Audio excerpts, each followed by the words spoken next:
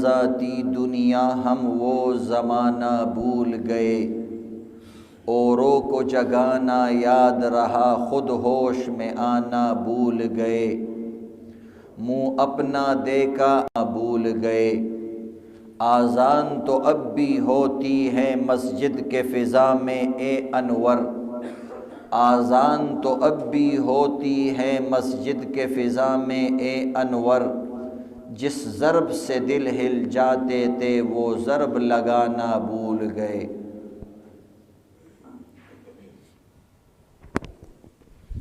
محترم سامعین کرام، انسان دنیا ته ځان لراغلی دی او د دې دنیا نه به ځان لځي، دا الله دې طریقې سره را لېږلی دی نو دې ته د سفر احساس ورکو چې زما بنده لاره دې ځان لده، لېږل دې ځان لدي، راتلل دې ځان لدي۔ دنیا کې مې د باندې دا رحم وکړو چې دنیا کې مې د لرور خور زوی ماما کاکا یار دوست هر څه درکړه، خو د سفر لاره کې اصل کې انسان ته ضرورت پیښیږي، سفر دی ګورې ځان نه دی،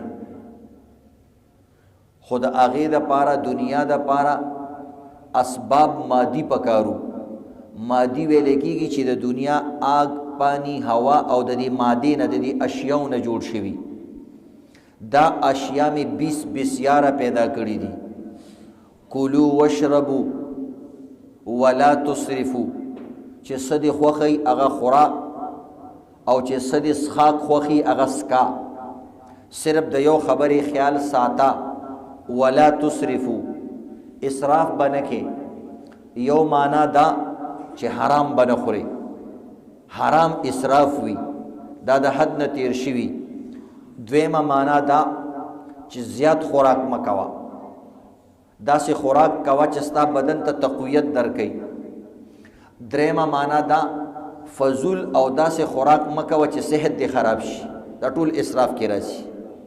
بهرحال خو بیا دې سفر ځان لده، یا الله چې سفر ځان لده دلته خو به ډېر یریږم، ہر سخزی کی سشے پکار رازی، اے زما ربا پا دغلار بزما سپکار رازی، رب ارشاد کئی مفہوم دا حدیث و قرآن دادے چے زما بندہ کتا سرا پا دغلار کی دنیاوی سوک نہیں نو تزان سر روحانی اعمال اڑیشی، دنیاوی رنا تا سر نشتا نو تزان سر اخروی رنا اڑیشی، اگر رنا کے چیتا آخرت سفر کے تا تب زندگی آسانی، شب گور خواہی منور چروز، شب گور خواہی منور چروز، ای جا چراغ عمل برفروز، اے زما بندہ کچرتا دا قبر رنا غواڑی نو پا قبر کی دا دنیاوی رناگانی فیل شی، دا دنیاوی رناگانی فیوز شی، دا دنیاوی رناگانی کار نکی، یو پی ایس التکار نکی، او دا شان بیٹری التکار نکی، موبائل کنیکشن التکار نکی، دی معنی سره چې ته سہولت نشي اغسته، ہاں زما بندہ دا غطور و خور و کمباز سیزون رناگانی کئی، اغستا اعمال دی، زکاة برنا کئی، ذکر برنا کئی، او اخلاق برنا کئی، او دا شان عزت مندو رشتیا ویل، الصدق ینجی، دا صدق بتاتا نجات در کئی، والکذب یهلک، خود دروغ با دی التا بربادی، نو دا سیزون با التا رناگانی ور کئی، رشتہ داری پالل دا با رنا ور کئی، دا قرآن تلاوت با رنا ور کئی، دا دنیا وڑو کی نوڑو کی عمل اغب انسان تفیدہ ور کئی، فمن یعمل مسقال ذرت خیرا یرا، زما بندک لکشان خیرم دی چا سره کړي، چاته دی خندلی وی دا خندابم دل فیده در کئی چی دا اخلاص پا بنیاد باندی، زکا ستا بل مسلمان تا خندل دا دا صدقی ثواب تعالی در کئی، ستا دا خندا دا وجین دا اغا پا مخ باندې خندا راشی دا تا تا دا صدقی ثواب ور کئی، نو دومره خوشحالی کتا پا لار روانی او تا یو غن اوچا تکڑا یو شیشه اوچته کړه و اماتة الاذى عن الطریق الایمان 79 شعبة. ای زما بنده د ایمان د اویاو نم زیات شعبې دي، د اویاو نم زیات د دې درجې دي. او د اول درجه افضلها لا اله الا الله، یا اولها اول درجه او د ټولو نه لویه درجه ایمان دی. چې ایمان دی نه باقی دا ټول کندم دی، باقی دا ټول کمزوري دي. د ایمان مثال د انسان په بدن کې چې څنګه روح دی، انسان دا نور اعضاء زیات دي، روح کم دی. روح یو دی، باقی اعضاء 380 دي. خو که دا یو روح د بدن نه وځي ټول اندامونه کار پریدي، ګوتې کار پریدي، سترګې کار پریدي، ژبه کار پریدي، خپې کار پریدي. نو دا اندام ډیر ضروری دی، دا مسک اور فسک دی، دا اول دی او ضروری دی. که روح نوی د بدن یو اندام کار نه کوي. دغه شان عزتمندو ایمان مثال د روح دی چې د انسان ایمان نه یو اعمال کار نه کوي. د صدقې اخرت کې پکار نه راځي، د زکات خوش اخلاقی اخرت کې پکار نه راځي. ها چونکه اعمال نیک به هم اثر لري. نو که یو انسان د دنیا د پاره چا سره ښه کړي دي دنیا کې به پکار راځي، ځکه نیک عمل داسې یو شی دی چې دا خامخا اثر لري. خو د اخرت د پاره ورته یو چارجر پکار دی، د اخرت د پاره ورته یو بیټری پکار ده. د اخرت د پاره ځان لکار نه کوي. بعضی پرزی وی ځان له یو ځای کې کار کوي، خو چې بل ځای کې لګي الته به ځان لکار نه کوي، الته به سره بل شی ملګری کې. نو دقه شان عزتمندو اخرت کې چې نیک عمل پکار راځي نو دې سره د ایمان چارجر پکار دی، دې سره د ایمان بیټری پکار ده. که د ایمان بیټری د سره نه الته به دغه شی نه کار نه کوي. لکه ګوره تاسو بعضی بلبونه کتلی وي هغه عزتمندو د دې بجلی د پاره جوړ شوي، بعضی وی هغه د یو پی ایس د پاره او دغه رګي د شمسي د پاره جوړ شوي، هغه د بلې بجلی ته نه ټینګيږي، په دې باندې نه لګي. وې دا ډي سی دی او دا اي سی بلبونه دي. نو دا مختلف سيزونه وي، یو شی یو ځای کې کار کوي بل ځای کې کار نه کوي. د اخرت میدان کې به ایمان کار کوي. څومره ایمان؟ من قال لا اله الا الله مخلصا دخل الجنه. چې چا په اخلاص سره یو پیرم کلمه وویله دا به جنت ته ضرور داخلي کی. دا داسې نشي کېدی چې ټول عمر به جهنم کې پروت وي. او چا چې یو ظلم کلمه ونه ویله ان الله لا يغفر ان يشرك به ويغفر ما دون ذلك لمن يشاء. الله وی که چا شرک کو ایمان قبول نکو نو بس دا الله ته قبول نه دی، دا چیز الله ته قبول نه دی او دا انسان به الله نه معاف کوي. نو بهرحال عزتمندو پرونم زلزله وا، پرونم زلزله وا، د دنیا زلزلې بالاکوټ باندې زلزلې راغلې وي، سمندري زلزلې راځي، طوفانونه طغیانین راځي.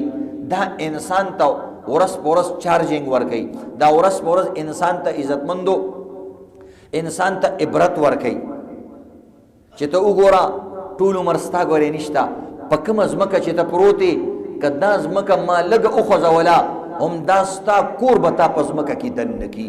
دا کم دیوالونو باندې چې تا لکونه روپۍ کروڑونه روپۍ لګولي ګورې دا ستا نه دي، دا زما دي، خو دا ما عارضي تاله درکړي دي. که زما درته اراده بدله شوه هم دقه خښ چې تا پې لکونه روپۍ لګولي دا به ستا قبرستان جوړ شي او دا به ستا قبر جوړ شي او دا ستا بچی چې ما تاله درکړی دی دته دا مینه ستا په زړه کې ما اچولې ده او دغه رنګې ستا په زړه کې د دې بچي مینه ما اچولې ده. په خپل بچي باندې سړی جاړي، پردیو بچو پورې خلک خاندي، وایي مړه دې شکل ته وګوره او دې جړا ته ګوره. او خپل بچی چې جاړي انسان اوسره جاړي دا ولې ستا په زړه کې دا مینه ما اچولې ده. که ستا د بچو مینه ستا په زړه کې نه وې دنیا کې به تل ناپروا وې، ته به بې پروا وې، تا به حقوق نه ادا کولې. نو ستا د ښځې مینه مې واچوله، ستا د مور مینه مې واچوله، خو یو اندازې سره مې واچوله. تاسو ګورئ چې د انسان پلار مړ شي یو څو ورځې جاړي خو درېیمه څلورمه ورځ پس وله بیا جړا نه ورځي. که څوک ورته ووایي چې لکه پلار دې مړ دی وژاړه نه ورځي وله، ځکه الله رب العزت دا مینې یو حده پورې پیدا کړي دي. که داسې دا مینه دومره زیات مقدار سره وې نو ټول عمر به انسان جړلی، انسان به کار روزګار نشوي کولی، انسان به خپل خوراک سکاک نشي کولی. نو الله رب العزت هر یو څیز یو درجې سره یو لیمټ سره کړی دی. که هغه لیمټ ته کراس کې تب ځان خرابې، تب بل خرابې، تب کاروبار خرابې، تب معاشره خرابې. نو ای زما بندا ستا د بچی په زړه کې تا سره مینه ده، ستا په زړه کې بچی سره مینه ده، دا ما پیدا کړې ده. ګینې د بل خو بچی دی که نه، تک تور دی تور پورې خان دی، خپل سپین بچی درته ښه ښکاري. د بل سپین بچی دی وایي مړه هسې چونه ده، خپل تور بچی درته لونګین ښکاري. په دې تور بچي کې د لونګین خوند چا کې غوستلو؟ الله وایي دا ما کې غوستو. بل تور سیزونو پورې خان دی خو خپل تور بچی درته لونګین ښکاري. د بل سپین بچو پورې خان دی مړه دومره ښایسته نه دي او خپل سپین بچی درته سپین ګلاب ښکاري. ای زما بنده دا یو سترګې دي، یو بچی درته یو شان ښکاري، بل بچی درته بل شان ښکاري. دې کې دا فرق چا پیدا کو؟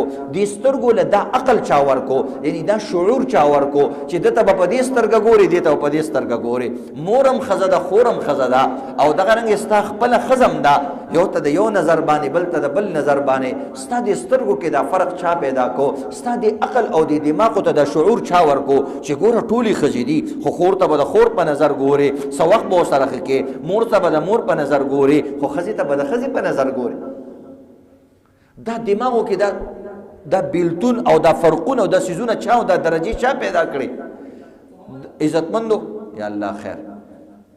سوی محمد بیان دوران کې بالکل بس توجه سي به بیان صحیح کیږي چې تاسو اخو دې خوا ګورئ یا پکې خبره کوئی به غره نه کیږي. صحیح ابل اور دلته تعلیم کوي سړي ال تیزه تیزه دعا کوله، تعلیم نه کیدو اجتماعي ځکه به اجتماعیت. صحیح ده. بهرحال دا فرقونه الله پیدا کړي. نو تا ته وایي زما بنده چې څنګه زه دا فرق او دا مینه پیدا کولی شم، دا مینه په نفرت هم بدلولی شم. ته وګوره پلانۍ کلي کې یو زوی را پاسې د خپل پلار یې لس ډزه وویشتو. ولې؟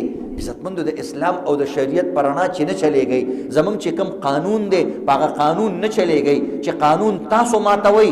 نو ای زما بنده زما د پاره خو د سره قانون نشته دی، زما خو نوکران یی، زما خو غلامان یی، ستاسو دا بدنم زما، ستاسو دا روحم زما، ستاسو په دې کې دي څه خپل مالک ته په خپل سیز استعمال کې پوره اختیار وي. نو ما ته خو کل هم اختیار دی. نو ګورې زم نظامونه بدلولی شم. تلک الایام نداولها بین الناس. ای زما بندا زه دا ورځ شپې یو شان په خلکو باندې نه تېروما، دا بدلومه را بدلومه.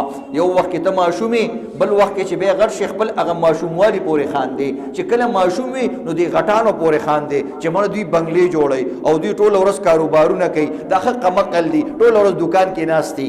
دا ورځ دي بېلې بېل سوچونه دي. یو مم به درته میلاو شو بس خوشحاله به وې، یو پاپړ او یو ټافي به درته میلاو شوه خوشحاله به وې.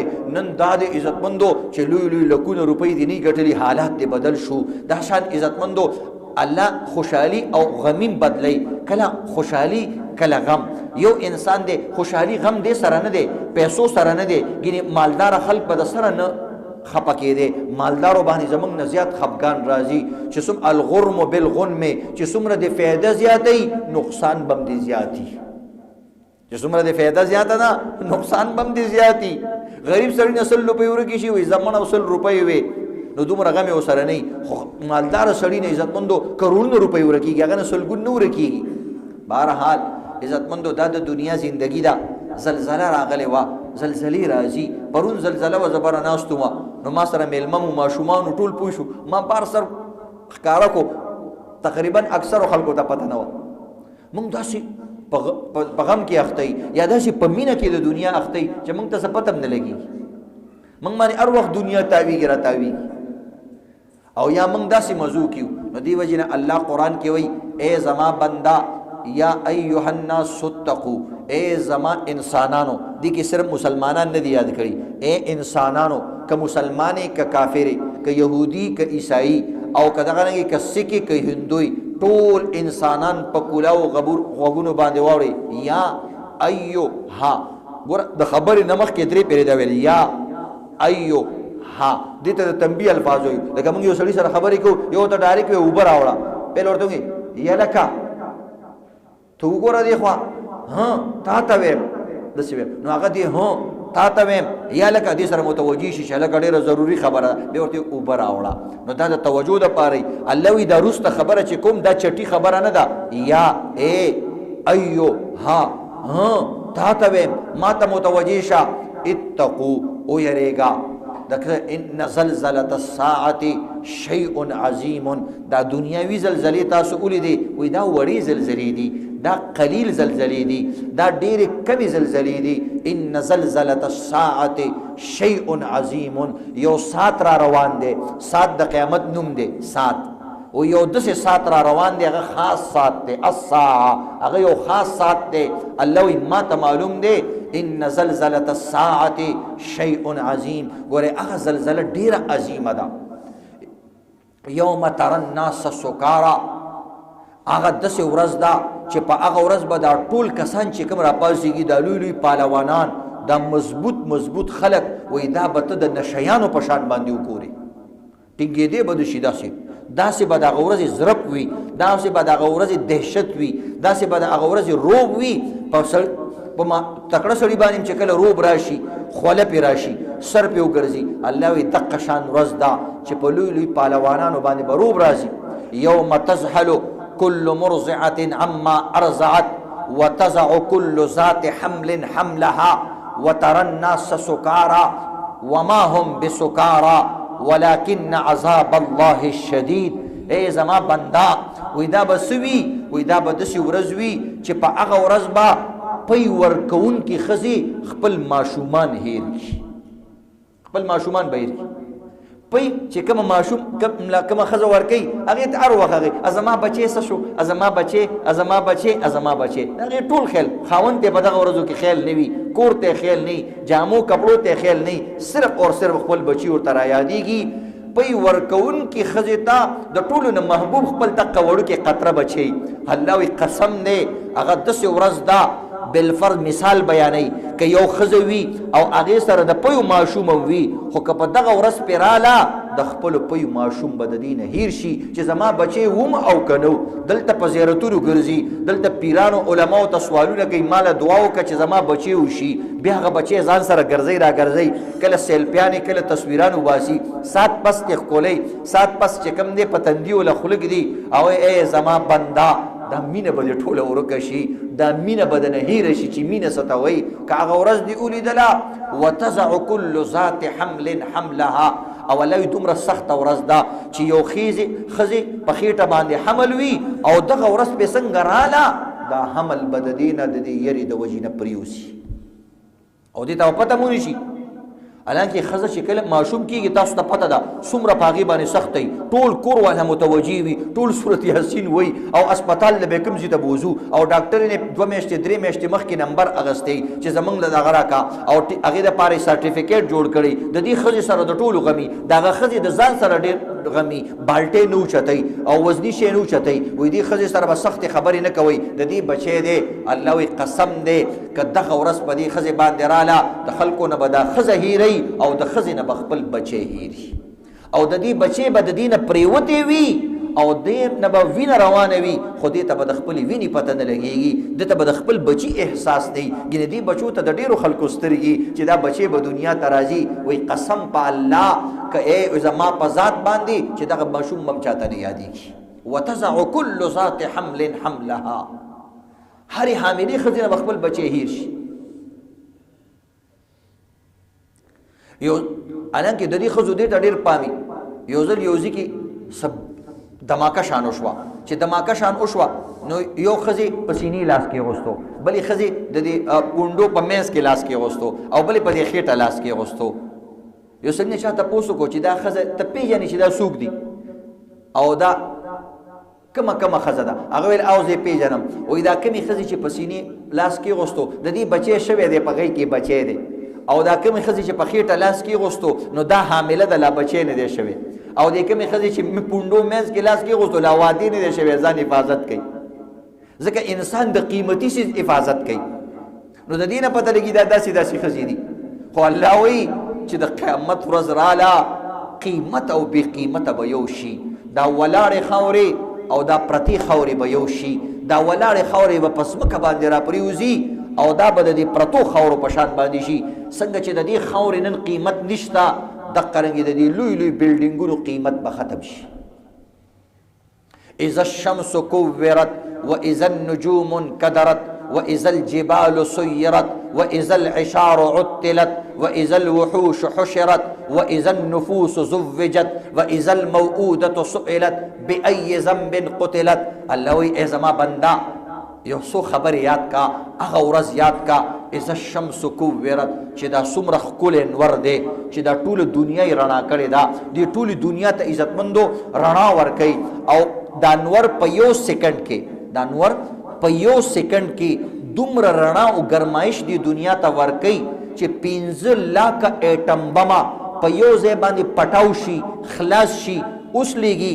نو دې سره چې څومره ګرمایش جوړیږي، دا انور په یو سیکنډ کې دی دنیا ته دومره ګرمایش او دومره توانایي او دومره فایده ورکوي.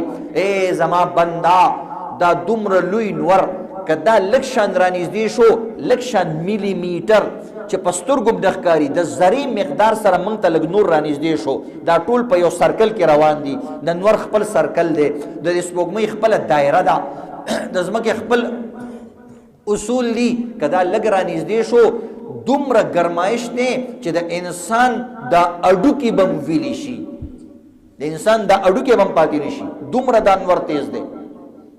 او که دا انور لږ شان زمونږ نه یو ذره لرې شو، د ذرې سلمه حصه م لرې شو او هغه سرکل ختم کو، نو دومره به یخني شي چې د انسان په سترګو کې به دا اوښکې م واوره شي. د انسان په خوله کې چې کومه ژبه ده، د ژبې پورې دا لاړې دي، د دې نه به واوره جوړې شي. د ده غوږونو کې چې کم نو دی، د دې نو نه به واوره جوړه شي، د انسان غوږونه به بند شي، د انسان سترګې به بند شي، د انسان پوزه کې چې کم چخې دي د دې نه به واوره جوړه شي او انسان به ساه اخیستلو ته پاتې نه شي. ولې؟ صرف نور لږ شان وخوځېدلو. الله وی د قیامت پر ورځ اذا الشمس كورت څومره رڼا ورکوي، څومره ښایسته انور دی، د ټولې دنیا مسلمانان کافران ته فایده علي. ای زما بنده هغه ورځ یاد کا چې دا انور به تک تور شي. كورت واذا النجوم انکدرت. او الله رب العزت وی دا ښکلي ښکلي ځلیدونکي ستوري چې داسې په اسمان باندې ښکاري لکه د ناوې په لمن باندې چې ستوري او غمي لګېدلې وي. دا ښکلی اسمان ولقد زینا السماء الدنیا بمصابیح. الله وی ما د اسمان دا لمن دا په دې ستورو باندې ښایسته کړې ده. خو ای زما بنده کله چې زما ارادې بدلی شي، کله چې زما نیت بدل شي او بیا زه خبرې کوم کن فیکون ذات ما، نو واذا النجوم انکدرت. دا ښکلي ښکلي سټارونه، دا ښکلي ښکلي ستوري به تک تور شي، دوی به رڼا، د دوی رڼا به ختمه شي. واذا البحار سجرت. الله وی زما د قسم وي که زما نیت او اراده بدله شوه، بنده ته خو ډېر بدلېږي را بدلېږي، کله یو شان کله بل شان، کله یو شان کله بل شان، کله رښتیا کله درو، کله دوکا او کله انصاف، دا ټول کارونه کې. خو ای زما بنده که زه درته بدل شوما نو ستا عقل به حیران شي. واذا البحار سجرت. زما د قسم وي دا کمی اوبه چې ما پیدا کړي دي، په دې اوبو باندې ته د خپلې خېټې ګرمایش ختمې، په چا باندې ته به شي ته د هغه ګرمایش ختمې، او دغه چې کوم ځای کې اور ولګي ته پې اور مړ کې. وایي زما د قسم وي چې په کوم څیز باندې اور مړ کې زه به د حقه اوبو نه درته اور جوړ کړم.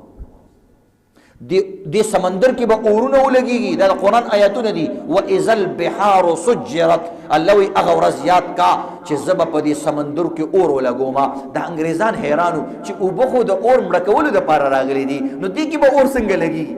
اوبه خو د اور ضد دی. خلک وایي که نه اوبه او اور نه جمع کېږي. الله وایي ستا نه جمع کېږي، زه چې ارادې وکړم بیا جمع کېږي، زه بیا لګومه. انګریزانو ویل چې قرآن کې راغلي دي چې په اوبو باندې اور لګي، نو پته لګېږي دی کې الله لاندې د اوبو د اور څه سیسټم پیدا کړی دی چې اوبو کې لاندې کوز شو، لاندې د اوبو نه پټرول راووتل. لاړ شه دوبۍ کې، امارات کې خاص ځایونه دي، هلته کسان نه پرېږدي، په جازونو کې هغه کسان ځي. لاندې سمندر نه لاندې په دې خاورو کې کارونه کېږي، د سمندر د تح نه لاندې، او د هغې نه د خاورو نه تیل راوباسي. واذا البحار سجرت واذا الوحوش حشرت. الله وی زما د قسم وي دا کم زناور چې تاسو راټینګولی نه شئ او تاسو پکې پړي اچوئ او په پړو باندې تړئ، وایي د قیامت په ورځ باندې به بغیر د پړو نه زه دا راجمع کړم. څه دپاره؟ زناور به صحیح د دوی به آسان شان حساب وي صرف به راجمه کی او واپس به ختم کی صرف استاد هغه د پاره چې ګوره تا ویلې ما چیلې الاله کړې دا چا ویلې ما سنډا الال کړې الله وی ها دا دیواله هغه ټول مړه ساروي دادي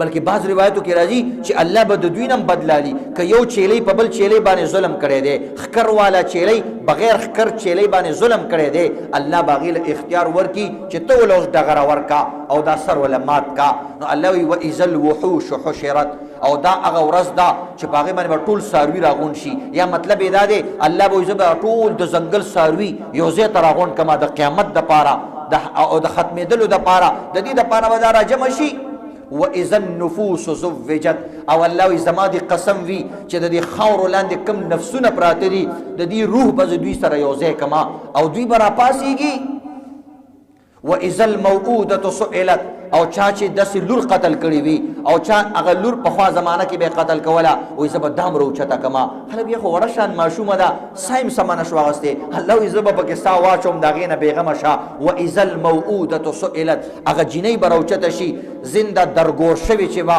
او هغې نه به باقاعده تپوس کي بأي ذنب قتلت ای کوکۍ ماشومې ای ګلاب ګلالۍ ته دې پلار ولې قتل کړی وې ته دې ظالم ولې قتل کړی وې ته دې مور ولې قتل کړی وې ته دې بدماش ولې قتل کړی وې هغه به بأي ذنب قتلت په څه ګناه کې قتل شوی وې هغې له به الله جبه ورکړي هغه یا الله زه ظلمن قتل شوی وم کله مور بعضې میندې دوایان یوخوري په خېټه کې په دوایانو سره مړې کي بعضې چې کوم دی د پیدایش په وخت کې مړې کي ډاکټرانو ته وایي موږ دې وباسه ټوټې ټوټې بدن د دې ماشومانو راوباسي څوک یو شکل سره څوک بل شکل سره څوک بل شکل سره نو دې طریقې سره عزتمندو دا د قیامت احوال دي د دې دپاره عزتمندو دا تیاری وي دا بیان دا تبلیغ دا جهاد دا څومره خبرې چې بیانېږي دا قانون دا سزا دا هم د دې دپاره ده الله دنیا کې لړمانان څه دپاره پیدا کړي اوس که لړمې نه وی پیدا کړې دا سیزونه نه وی پیدا کړې نو چا به څه پېژاندې چې وروره قبر کې به دومره غټ لړم وي دومره غټ مار به وي چې د اوښ د سر عمره به یې سر وي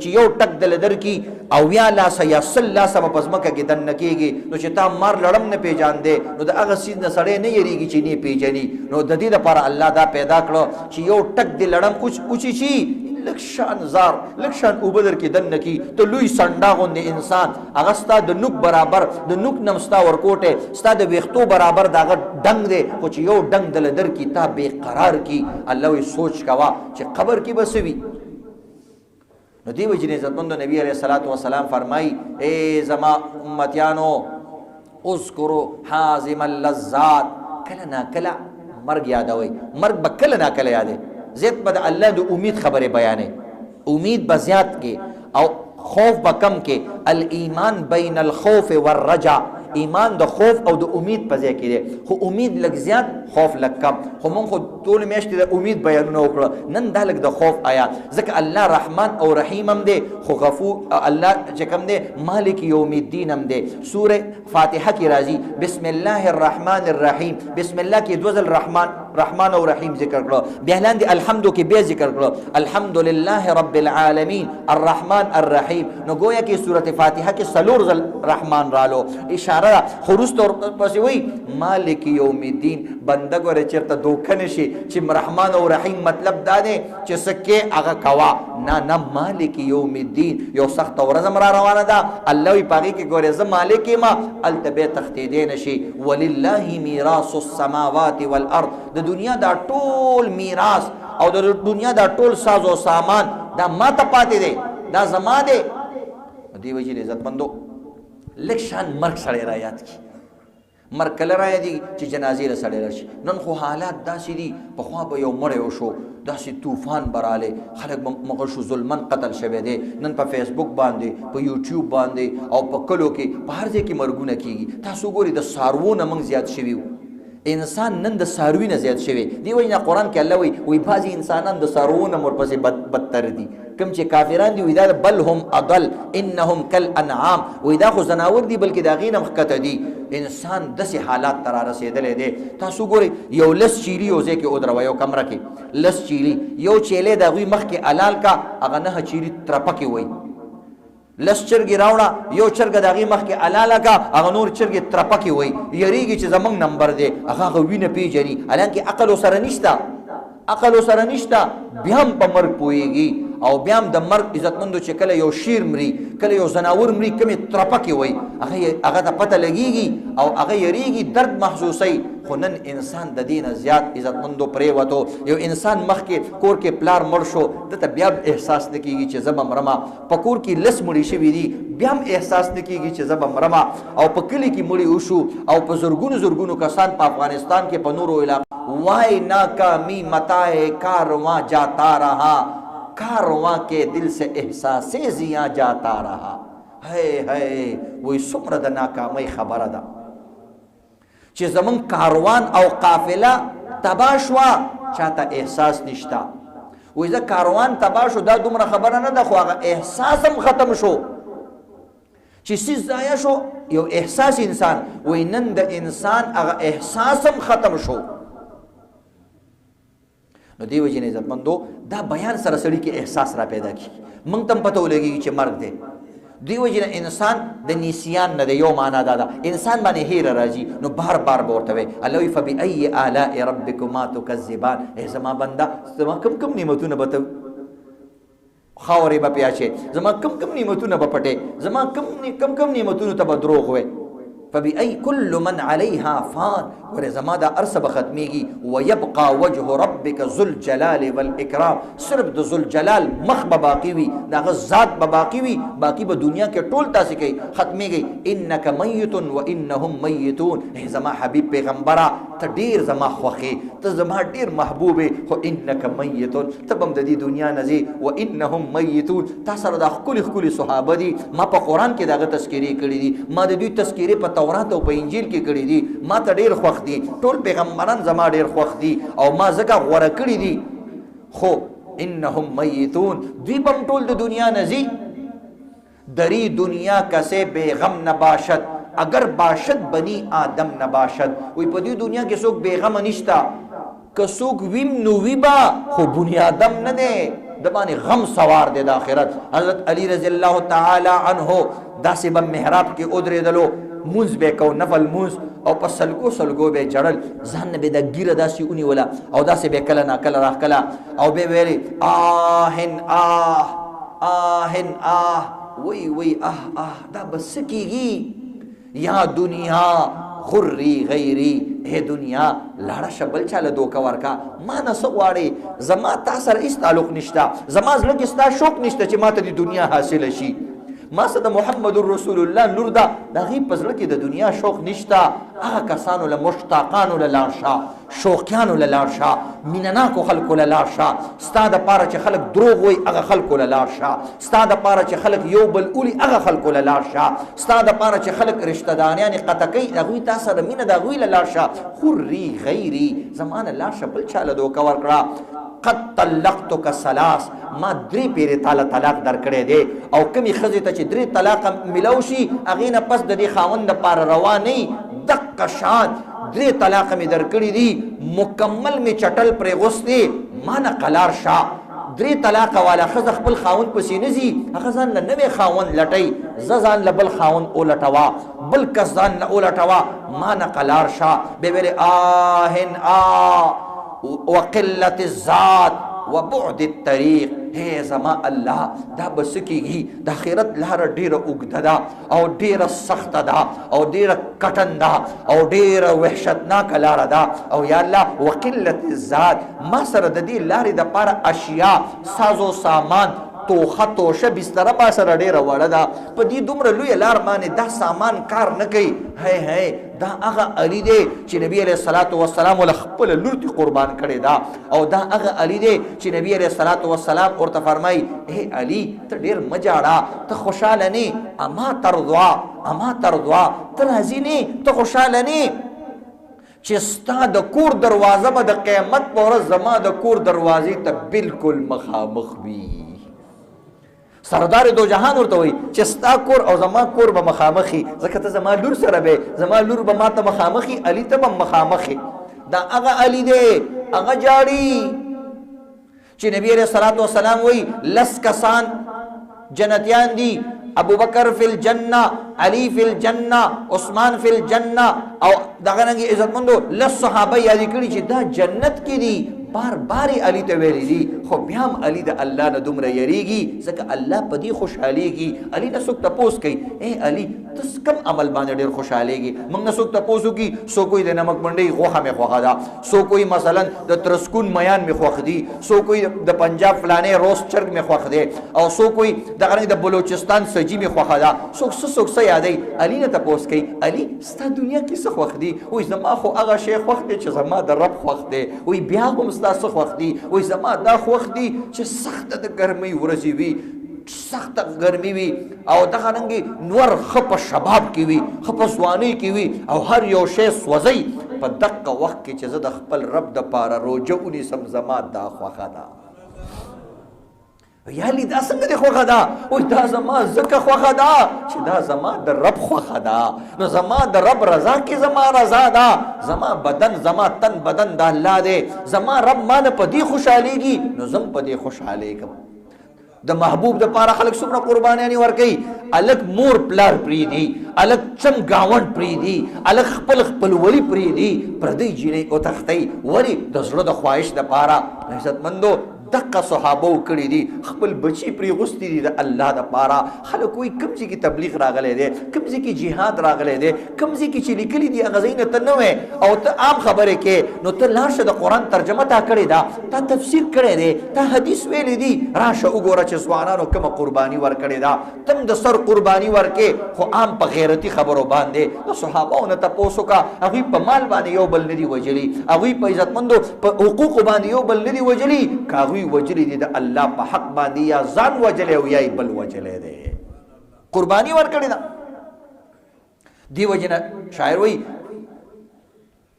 وی فنا کی تہ میں بقا کا راز مضمر ہے، فنا کی تہ میں بقا کا راز مضمر ہے، جسے مرنا نہیں آتا اسے جینا نہیں آتا.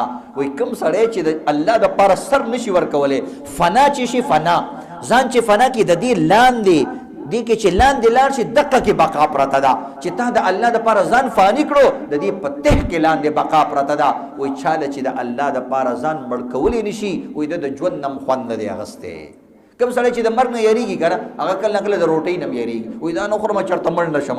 سفر کې ولې نه ځي؟ وایي سفر له نه ځم چېرته اکسیډنټ ونه شي. نو کوم سړی چې د مرګ نه یریږي هغه د ژوند په خوند هم نه پوهېږي. او کوم سړی چې ویلی چې بھائی زما سر دی د الله نه قربان، هغه له بیا هر یو شی خوند ورکوي. الله رب العزت دې موږ او تاسو نه راضي شي. عزتمندو او دا بیانونه د دې لپاره کېږي چې موږ او تاسو سره څه عبرت والو. نور رحمان بابا وایي دوباره دې راتله نشته په دنیا، نن دې وار دی دروغ کړي که رښتیا، تیر ساعت پشان د مړي د لحد دی، مړی چا دی ژوند دی کړی په جړا، د عمل په ځای به دا پوښتنه نه وي چې ته زوی یا نوسی د فلا، په خپل ځان ښېګړه وکړه غره مه شه په ښېګړې د ابۍ او د دادا. هغه ناوې چې په خپله ښایسته نه وي څوکې څه کاندي ښایست د مور او نیا. ہم نے تو دل جلا کے سر عام رکھ دیا، اب جس کے جی میں آئے وہی پائے روشنی. واخر دعوان الحمدللہ. سنت کوئی